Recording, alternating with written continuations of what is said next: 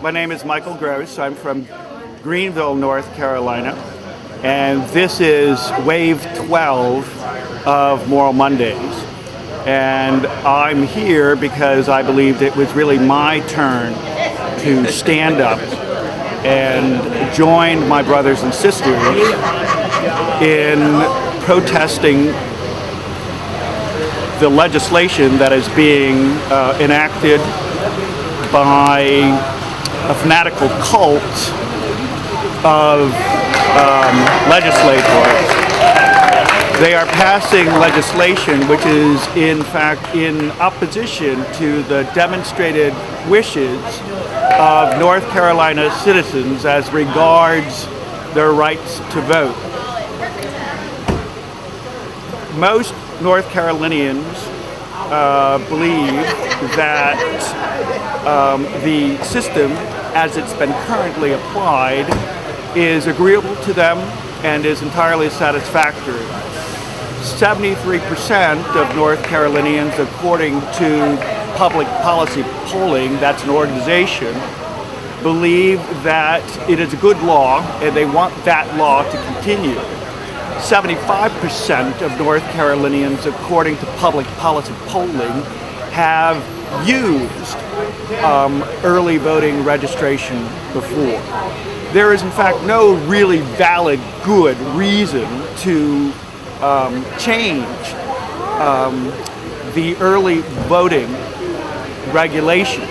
The only one that really presents itself is that this is a highly political maneuver to undermine the democratic vote, the vote of African Americans and the underprivileged and the needy. On top of this, in order to vote according to this legislature now, one has to present a photo ID, which is issued by the state. Not only is that unconstitutional, but citizens are now going to be charged $10 for a photo ID. That in fact amounts to a poll tax, which is also unconstitutional. If only for these reasons, this legislator is undermining the progressive state that I've come to know and love. And this is intolerable. I feel, let me add, that I feel personally insulted and disrespected by a legislator that thinks that they can enact this kind of legislation and a lot of other, I think, retrograde legislation without my standing up and saying, no, this is completely unacceptable and I will not be quiet, I will not sit back, and I deeply resent that this legislature thinks that it can enact this kind of legislation behind closed doors in the dead of night and without minutes being taken. I'm not going to tolerate it, and I refuse to be intimidated by the Civitas Institute. I will, if you put my, I'm sure you will, you put my mugshot up on your website, I will consider it a badge of honor to have stood alongside my beautiful brothers and sisters. We have a lot of viewers international in DC. Can you explain the Civitas Foundation?